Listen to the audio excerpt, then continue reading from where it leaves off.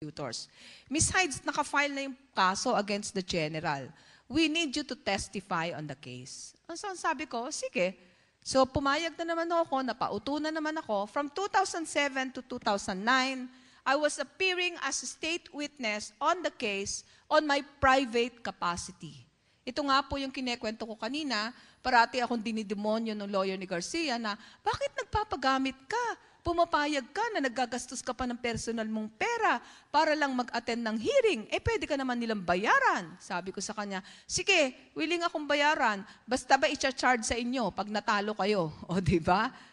At one point, mahirap talaga yung mag-witness sa isang finding because at a losing end parade ang prosecutors it is so painful for me that the best lawyers in town are available to those who can pay the highest fee.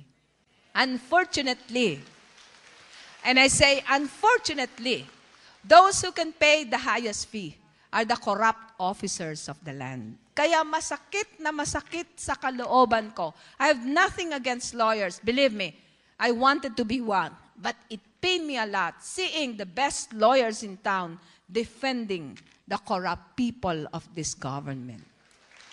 At one point, sinabi ko po sa mga estudyante, nagsusunog kayo ng kilay, ang inyong mga magulang ay nag-aalaga ng anak ng dayuhan upang kayo'y mapag-aral para lamang sa inyong pagtatapos. When you are all professionals, you either become one who perfect a corrupt transaction or one who cover it up.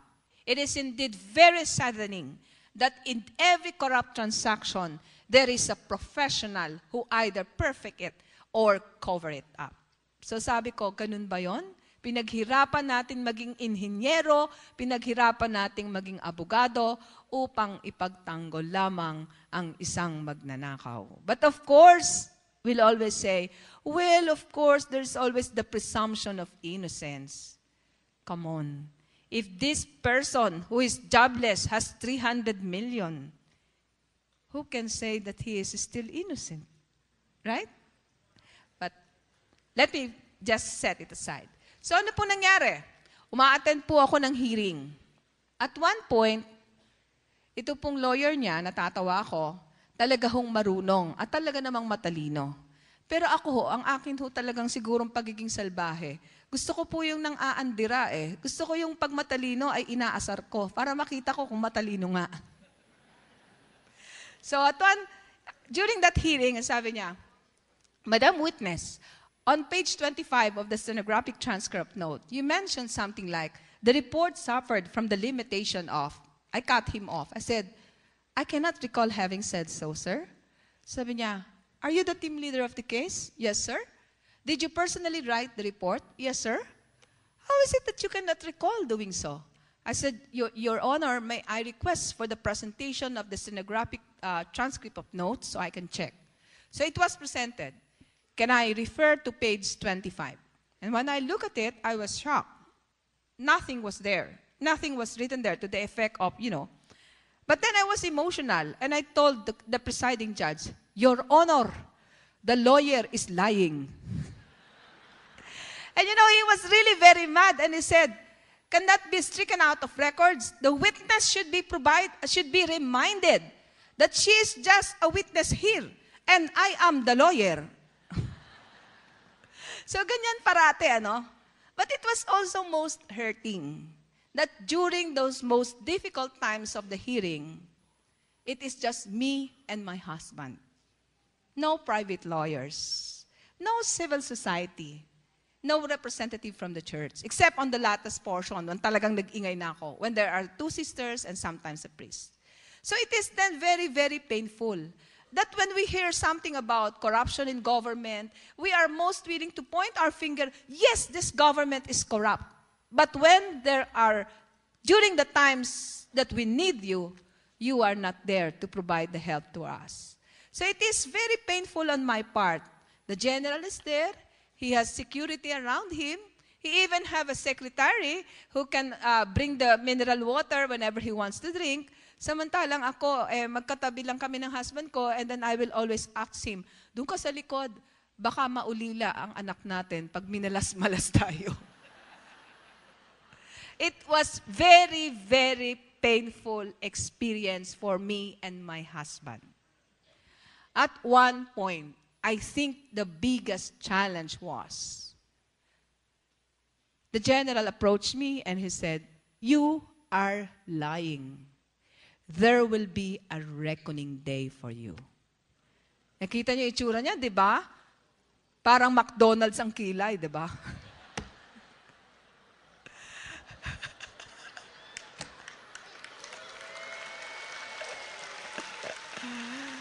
So, sabi niya, there will be a reckoning day for you. I think it is this particular time that I was like, teka Lord, have I been mistaken? Baka naman nagkulang ang ginawa kong examination. Baka naman talagang nagkulang ako. Baka mali ang aking conclusion. What I mean to say is that the allegation was so strong that I was almost like, I was forced to think the other way around. I was forced to think like, I may be the one wrong, and I really deserve a reckoning time, something like that. So ganun ka-strong yung dating niya sa akin. Pero hindi pa ito yung turning point eh. Ang pinakatalagang katumba-tumbang experience, nung malapit nang matapos yung hearing, sabi sa akin nung attorney niya, "Madam Witness, can you identify the signature at the bottom of this document?" "Yes, sir, it belongs to the chairman of the Commission on Audit." "Can you please read paragraph 1 and 2 of the letter?" And then I said, the letter says something like that I was not mandated to conduct an audit and that there was no audit report. Sa akin, sobra. You know why? I think I was there because I was trying to save the case. I think I'm helping the government, and I could not decipher how someone who's being paid by the government is literally going against me to the extent of weakening the case by saying that I was not mandated to conduct an audit and that there was no audit report. I think it is in this particular hour, in this particular time of my existence, that I'd like to see a God with a face, whose eyes I can look at and say, "Ano ba, Lord? Tabla-tabla na ba tayo?" I want a God with a hands whom I can reach out and who can embrace me.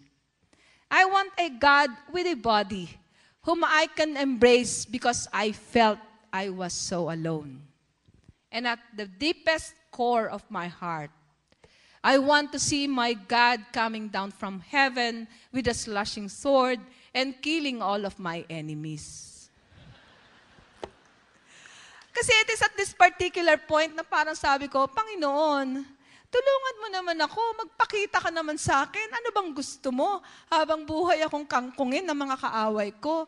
Magpakita ka naman, magpakitang gilas ka naman." It was really very human when I say, "Lord, come on, make a miracle. Magpakitang gilas ka because I am drowning, because I am losing my faith, because I am a child seeking in fear, running away, and wanting to reach on to someone who is bigger than I am."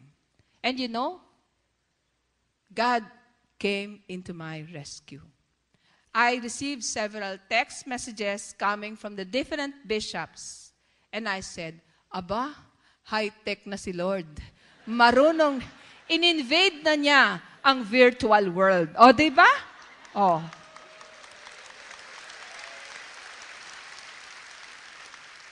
And that was the most climatic ending of the hearing. I still remember, it was recorded in the stenographic notes. Please let it be noted that the witness turned emotional. And I really did. I was really emotional. Sino bang hindi magiging emotional? Nandun ka, nagkikipaglabang ka sa kaso, sasabihan na wala kang mandate mag-audit at walang audit report, right? It was really very, very painful for us. And my husband was saying something like, ano ba to? Kuya na sinasabi ng opisina mo, pare-pares na tayong umuwi ng bahay at kalimutan na natin itong lahat. You see? And I thought that was the end of the case. And there were still some betrayal. And there were still some denial. So what happened? Comes December 2010, bigla ko na lang nabasa na may plea bargain agreement. Sabi ko po, Diyos ko, ano bang gagawin ko? Sobrang kahihiyan na ito.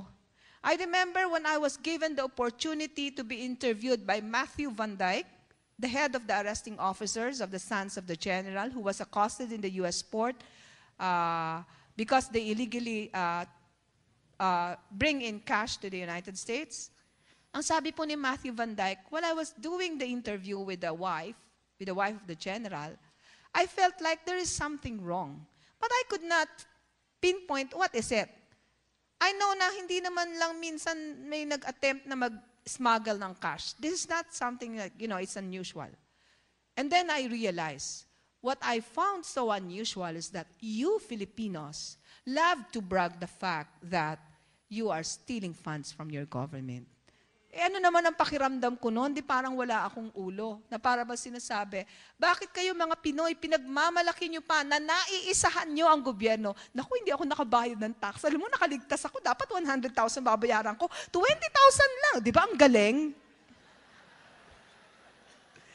This time, it's a different kind of story. Di ba? Ano sinasabi niya? Ay, yung pong 100,000 na yan, pera po namin yan. Binigay po yan sa asawa ko kasi controller po siya. Bawat supplier po, nagbibigay ng $20,000 as our pocket money and another $20,000 as our travel allowance. Kaya nga po yung anak ko, wag niyong sisisihin. Nung nasa San Francisco po kami at nag-Great American Rides po kami, titingin po sila sa akin bago sumakay kung may pambayad po kami. At one point, ang sabi po niya sa akin, Mama, sana naging anak na lang kami ng general. Para ride lang kami ng ride at buy lang kami ng buy. Sabi ko po sa kanila, kahit na biro, huwag mong sasabihin sa akin yan. But my husband reacted, ikaw naman, bata pa yan, hindi nila alam yung sinasabi nila. So at that point, ang sabi ko po kay Matthew Van Dyke, sa loob-loob ko lang, darating ang araw, papatunayan ko sa'yo na hindi lahat ng Pilipino ay magnanakaw. Therefore, challenge po ako ng Panginoon. On that particular instance, December 16, pa-shop-shop pa po ako para sa costume party. At ano daw po ang theme ng aming costume party? The greatest kontrabida. So I was thinking, pwede ako mag-dress up like my mother-in-law.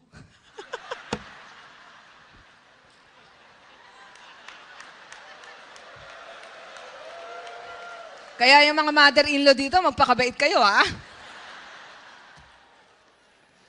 So while dressing up, while buying for my costume, siyempre may fit pa ako, no? Sabi ko, mukhang mother-in-law na ba ako nito? Joke lang, mabait po ang mother-in-law ko. Joke lang po yun.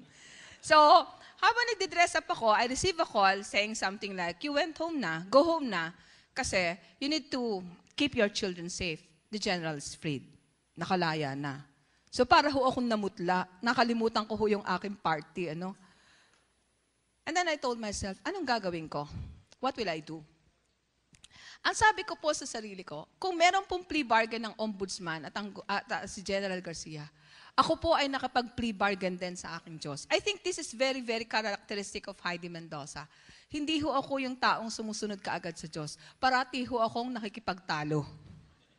Sabi ko po sa kanya, Lord, you know, I'm willing to do this, but papanalunin mo muna ako sa loto. Kasi, remember, may malaking loto prize noon? Kapag manalo ako sa loto, sabi ko, I'll be able to send my children to school, I will be able to buy my house. Kasi alam niyo 21 years in government, hindi ako nakabili ng bahay. I was only able to buy my house nung nasa EDB na ako, August of 2010. So December of 2010, I'm thinking, if I decide to come out, and tell the things that I know in the open, I have to resign first. I cannot do so without resigning. It is a violation of my employment. And I've been counting, Diyos ko, 3 buwan pa lang akong nagiging shoppingera. Pababalikin mo na naman ako sa sahig. Ano ba yan? Aside from the fact na alam ko, pag ginawa ko yon, maririmata yung